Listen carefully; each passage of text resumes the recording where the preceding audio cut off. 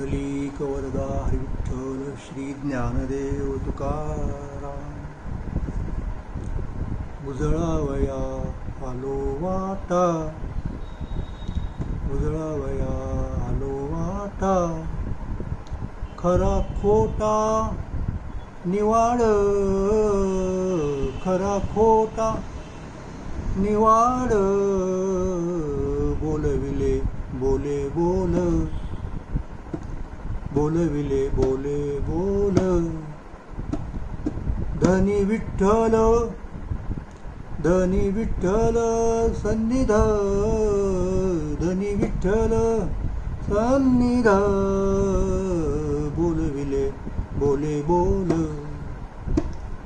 बोलविले बोले बोल. तरी मनी नाही शंका, तरी मनी नाही शंका, बळे का, बळे का स्वामीच्या, बळे का स्वामीच्या, बोलविले बोले बोल, बोलविले बोले बोल. धनी विठ्ठल, धनी विठ्ठल सन्निध, धनी विठ्ठल सन्निध, बोलविले बोले बोल, बोलविले बोले बोल. तुका म्हणे नये आम्हा, तुका म्हणे नये आम्हा, पुढे कामा, पुढे कामा, पुढे कामा गावाळ, बोलविले बोले बोल, बोलविले बोले बोल. धनी विठ्ठल, धनी विठ्ठल, धनी विठ्ठल सन्निध, बोलविले बोले बोल, बोलविले बोले बोल. जगद्गुरु तुकाराम महाराज या अभंगातून आपल्या अवताराचं प्रयोजन स्पष्ट करतात. जसं आपण परमेश्वराच्या बाबतीत भगवद्गीतेच्या आधारे पाहिलं की यदा यदा ही धर्मस्य ग्लानिर्भवति भारत, अभ्युत्थानम धर्मस्य तदात्मानं सृजाम्यहम्. परमात्मा कशासाठी येतो तर परित्राणाय साधूनां विनाशाय च दुष्कृता, साधूंचं रक्षण आणि असाधूंचा नायनाट, दुष्कृता, हे परमात्म्याच्या अवताराचं प्रयोजन आहे. भक्ता राखे पायापाशी, दुर्जनासी संहारी, असं महाराजांनी म्हणून ठेवलं की तो भक्तांना जवळ करतो आणि दुर्जनांना बाजूला करतो. पण संतांच्या बाबतीत मात्र त्यांचं अवतार प्रयोजन हे थोडं वेगळं आहे. ते परमात्म्याच्या अवताराला पूरक आहे त्यांचं काम. तुम्ही म्हणाल कसं? साधा मुद्दा आहे की ज्या दुष्ट दुर्जनांचा नायनाट करण्यासाठी परमात्मा अवतार घेतो, त्या दुष्ट दुर्जनांना सुधारण्यासाठी संत येतात. म्हणजे मग परमात्म्याला तशा प्रकारचा अवतार घ्यायची वेळच येऊ नये म्हटलं तर. म्हणजे या अर्थाने संतांचं कार्य हे परमात्म्याच्या कार्याला असं पूरक आहे की वारंवार त्याला त्रास नको व्हायला. तेव्हा एक खळांची व्यंकटी सांग, त्या सत्कर्मी रती वाढो, हे ज्ञानेश्वर महाराज ज्ञानेश्वरीच्या शेवटी पसायदानाच्या माध्यमातून मागतात. पण परमात्म्याच्या अवताराचं प्रयोजन त्या खळांचा नाश करून टाकणं. खळांच्या मधला जो वाकुडपणा आहे, व्यंकटी म्हणजे वाकुडपणा, तर खळ नष्ट झाली की तो वाकुडपणा त्यांच्याबरोबर आपोआप जाईल. तो काही वेगळा घालवायची गरज नाही. ही परमात्म्याची दृष्टी आहे. आणि संतांची दृष्टी अशी आहे की खळांमधला वाकुडपणा घालवायचा, त्यांना सन्मार्गाला लावायचा, त्यांचा उद्धार करायचा. म्हणजे जेणेकरून परमात्म्यावरती फार भार नाही पडणार की बाबा रे तू काही काळजी करू नको, आणखीन काही वर्ष तुला काही त्रास होणार नाही, याची खात्री ते परमात्म्याला देत आहे. असं आहे.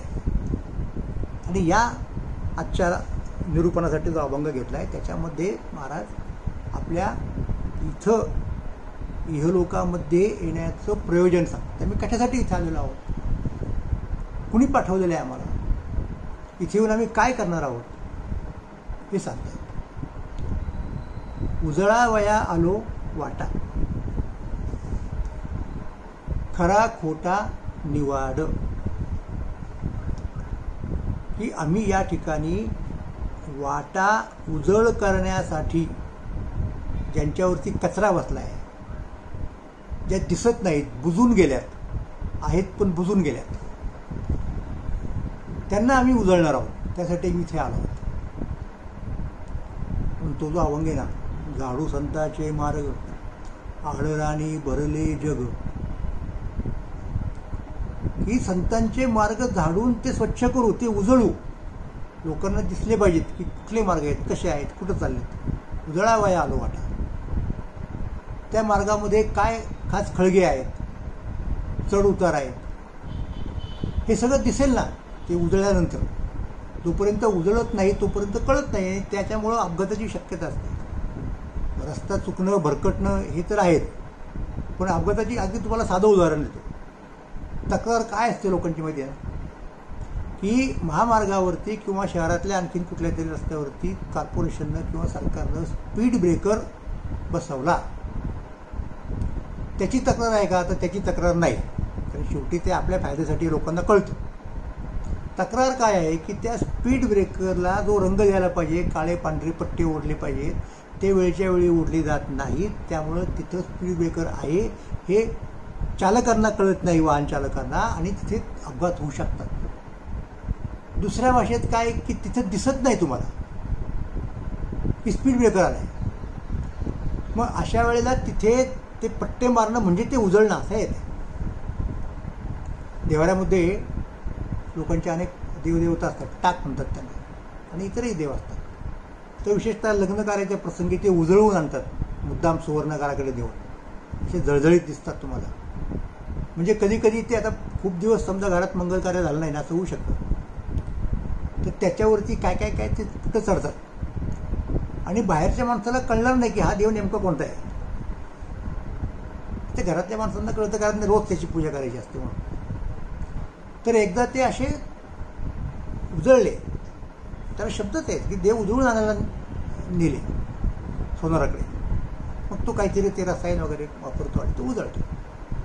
तर उजळावया आलो वाटा, त्याप्रमाणे आम्ही वाटा उजळायला आलेलो आहोत. म्हणजे इथे तुकाराम महाराजांनी असा दावा केला नाही की आम्ही नवीन वाट शोधतोय, ती निर्माण करतोय, असं त्यांचं म्हणणं नाही. मी यापूर्वी सांगितलं होतं की येशू ख्रिस्ताचा आणि ख्रिस्ताच्या अगोदरच्या कर्मठ जीव लोकांचा जेव्हा संघर्ष झाला, कर्मठ जीव लोकांना वाटलं की जे मोझेसचे अनुयायी, त्यांना असं वाटलं, तौरात हा एक शब्द आहे त्यांच्या त्या जुन्या कराराला, त्यांना असं वाटलं की आपल्या मार्गाच्या विरोधी आहे. तर येशू ख्रिस्ताने त्यांना स्पष्टपणे सांगितलं की बाबा मी या ठिकाणी नष्ट करण्यासाठी आलेलो नाही, मी पूर्ण करण्यासाठी आलेलो आहे. तशाच प्रकारे आहे, आम्ही नवीन वाटा काही निर्माण करायला आलेलो नाही आहोत. आहे त्या वाटा लोपल्या. आता मगाशी जो अभंग उद्धृत केला आहे, झाडू संतांचे मार्ग, त्यात असं म्हटले की अर्थे लोपली पुराणे, नाश केला शब्द ज्ञाने, विषय लोभी मने साधने बुडवी.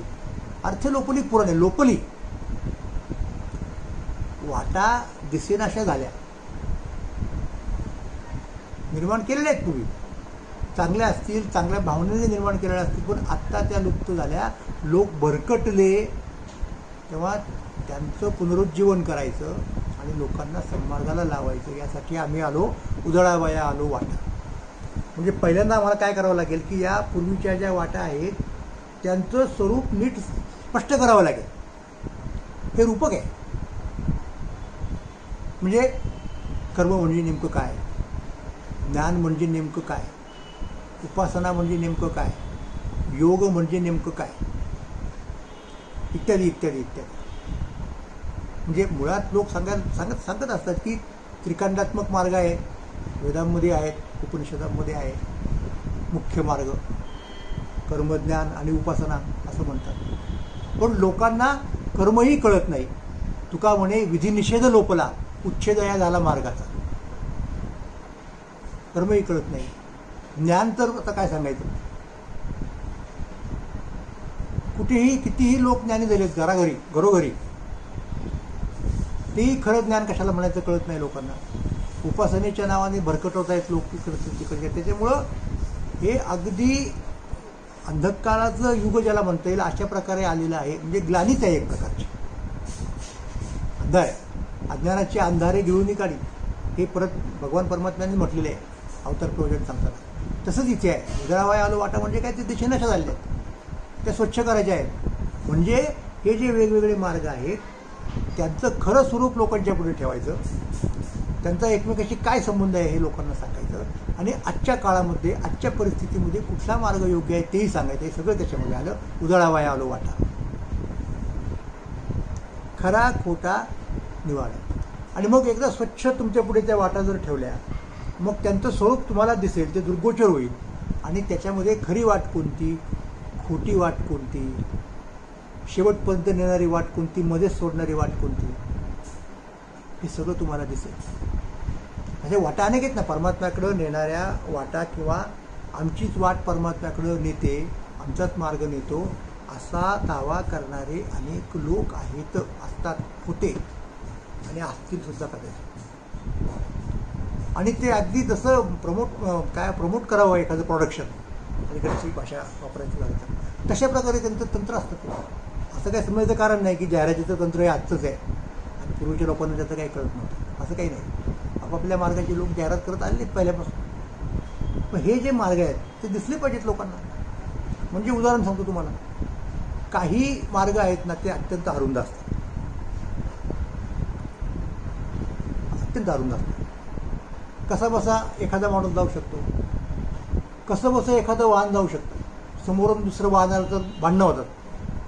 मग अशा वेळेला सरकार काय करतं, ते RTOचं खातं असतं, ते काय करते की एखाद्या मार्गाला एकेरी मार्ग, वन वे ट्रॅफिक म्हणजे करून टाकतं. काय एकाच बाजूने जाते, दुसरीकडनं आलं तर दंड होईल, त्या बाजूने जर वाहनं आली तो दंड होईल, असा तो मार्ग असतो. असे अनेक प्रकारचे घाटामध्ये मार्ग असतात. मार्ग असतो परंतु किती वेळाला बघा ना, चढावं लागतं, सगळं चढण चढावी लागते. तर असे मार्ग आहेत. योगमार्ग उदाहरणार्थ घाटासारखा आहे, अवघड आहे चढण त्याची सगळं. अरुंद मार्ग आहे. अरुंद मार्ग म्हणजे कोणत्या अर्थाने बघा की काही मार्ग असे आहेत की जिथं ठराविक लोकांनाच प्रवास करायची मुभा आहे, अमुकच जातीचा असला पाहिजे उदाहरणार्थ. तर हे सगळे मार्ग स्पष्ट करून सांगायचे की हा मार्ग आहे, इथे एवढ्याच लोकांना अधिकार आहे, इथं हा धोका आहे, इथे खड्डा आहे, हे सगळं सांगायचं. इथं स्पीड ब्रेकर आहे, हा फक्त वनवेच आहे, हा असा मार्ग आहे की इथे जड वाहनास बंद, इथे फक्त दुचाकीत जाऊ शकतात, इथे फक्त पब्लिक ट्रान्सपोर्टला मुभा आहे. अशा अनेक गोष्टी मार्गांच्या संदर्भात सांगता येतील की ज्या सांगायची गरज आहे लोकांना. नाहीतर लोक भलत्याच मार्गाला की ज्या मार्गाने ते तिथपर्यंत पोहोचणार नाही तिथपर्यंत. म्हणून महाराजांनी सगळ्या प्रकारच्या मार्गांची तपासणी केली, ते उजळून काढले, त्यांचा अभ्यास केला, आणि मग कोणता मार्ग असेल चांगला, चांगला म्हणजे कोणत्या अर्थाने चांगला की तो प्रशस्त असला पाहिजे, तो राजमार्ग असला पाहिजे, सगळे लोक तिथे जाऊ शकले पाहिजेत, एकाच वेळेला चालू शकतील, आता सगळ्यांना सामावून घेणारा मार्ग तिथे असला पाहिजे.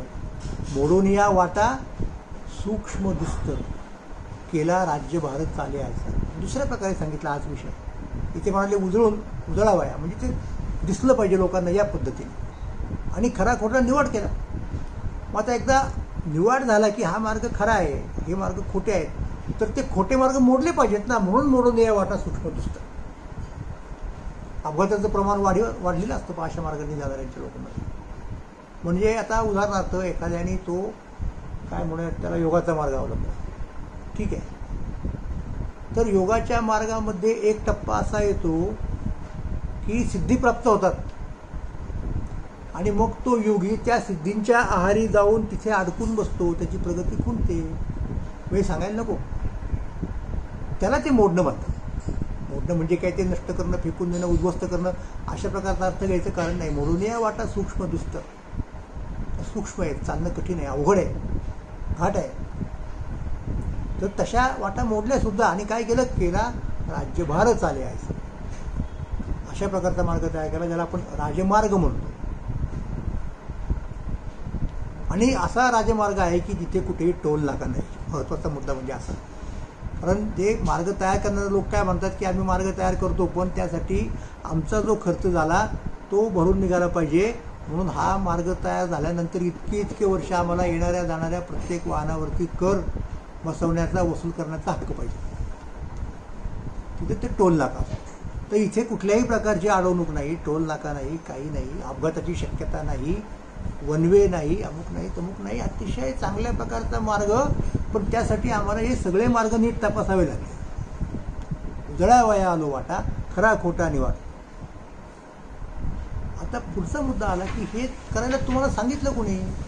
तुमच्या सांगण्याची ऑथेंटिसिटी काय आहे? तुम्ही जे आम्हाला सांगताय की हा मार्ग चांगला आहे, हा मार्ग असा आहे, त्याच्यात हे धोके आहेत, हा मार्ग प्रशस्त आहे, तर महाराज म्हणतात की आम्ही जे सांगतोय या सगळ्या मार्गांच्या बद्दल ते आमचं नाही. बोलविले बोले बोल, धनी विठ्ठल सन्निधी. आम्ही आमच्या धन्याचं काम करतो. तो कोण आहे? तो विठ्ठल परमात्मा, जो आमच्या जवळ आहे आणि तो आमच्याकडनं वदवून घेतोय, आमच्या पदरची नाही. करतो कवित्व म्हणाले ते कोणी, नव्हे माझी वाणी पदरची, माझी युक्तीचा नव्हे हा प्रकार, मज विश्वंभर बोलवितो. साळुंकी मंजुळ करीत तसे वाणी, बोलविता धनी वेगळाची, धनी विठ्ठल सन्निधी. मराठी भाषेमध्ये बोलविता धनी हा जो शब्दप्रयोग तुकाराम महाराजांनी केला तो आज एक म्हण म्हणून, वाक्प्रयोग म्हणून रूढ आहे की त्याचा बोलविता धनी दुसराच कोणतरी असला पाहिजे, तो नाही असं बोलणार. तर इथे आहे ते बोलविले बोले बोल, धनी विठ्ठल सन्निध. आता येथे कैचा तुका, बोले सिका स्वामीचा. धनी स्वामी तुकोबाराय म्हणतात, मी जे बोलतोय मी कोण आहे? मी आमच्या, आता इथे कैसा तुका, जो मालक आहे, जो स्वामी आहे, त्याचा शिक्का आहे, म्हणजे अधिकृत आहे. माझं बोलणं म्हणजे त्याचंच, त्यांनी मला अधिकार दिलेला आहे की तुकाराम महाराज जे म्हणतील ते माझं समजा, असं त्याचा अर्थ होतो. शिक्का म्हणजे असा प्रतिनिधी, त्याला सगळे अधिकार असतात.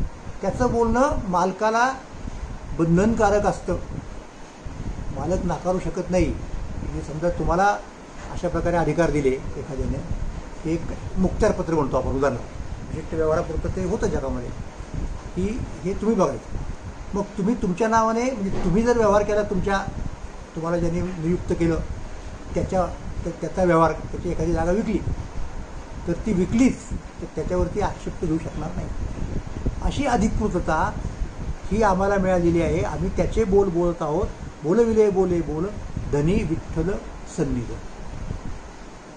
हे आमचं नुसतं कवित्व नाही, नुसते शब्द नाही, तर हे परमात्म्याची वाणी आम्ही बोलत आहोत. मी जे तुम्हाला मागच्या एका याच्यात निरूपणात सांगितलं की बहिणाबाईंनी तुकोबारायांच्या वचनांना, अभंगांना वेद म्हटलं, तुकाराम वेद म्हटलं. का म्हटलं?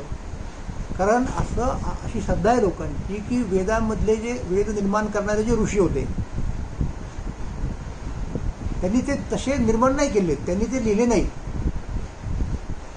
लक्षात घ्या, त्याचे ते रचनाकार तसे नाही आहेत. तर त्यांनी ते जे मंत्र आहेत वेदांमध्ये, त्या ऋषा आहेत, त्या पाहिल्या आणि प्रगट केल्या, व्यक्त केल्या, किंवा त्या ऐकल्या आणि ते म्हणाले. म्हणजे त्या परमात्म्याच्याच आहेत, त्याचंच बोलणं आहे ते. तशा प्रकारे तुकोबाराय म्हणतात की मी जे बोलत आहे म्हणून त्याला वेदांची उपमा बहिणाबाईंनी दिली. हे माझं बोलणं नाही आहे. आता इथे कैसा तुका, मग तुकाराम महाराजांच्या अभंगाच्या शेवटच्या चरणामध्ये तुका म्हणे आलं, पण त्या ठिकाणी तुका म्हणे म्हणजे तुकाराम नावाची व्यक्ती नव्हे, तर म्हणजे परमात्माच. कैसा तुका, मग कोण? ते बोले सिका स्वामी. ही अधिकृतता, हे प्रामाण्य तुकोबारायांच्या वाणीला आहे. विठ्ठल त्यांच्या जवळ आहे, सन्निध आहे, म्हणून म्हणतात की आम्हाला कुठल्याही प्रकारची शंका नाही, आम्ही कोणालाही भीत नाही. हे आमचं जे कृत्य, निरोप सांगता न धरी भय न करी चिंता. आम्ही परमात्म्याचा निरोप सांगायला आलेलो आहोत. पण ही जी कल्पना आहे ना, सेमिटिक परंपरेमध्ये प्रेषिताची कल्पना आहे, म्हणजे प्रॉफिट, पैगंबर. परमात्म्यानं आपला संदेश देण्यासाठी कोणाला तरी पाठवला, संदेष्टा. मग यहुदी लोकांच्या परंपरेत तुम्हाला असे अनेक संदेष्टे सापडतील आणि पुढच्या पिढीतल्या लोकांनी ते मान्य केले. येशू ख्रिस्तांना त्यांच्या अगोदरचे सगळे मान्य आहेत, म्हणजे मोजेस असतील, अब्राहम असतील, सगळे मान्य आहेत. आणि तुम्हाला आश्चर्य वाटेल की मोहम्मद पैगंबरांना सुद्धा येशू ख्रिस्तासकट अगोदरचे सगळे प्रॉफिट्स मान्य आहेत, ईश्वरांनी पाठवलेले आहे.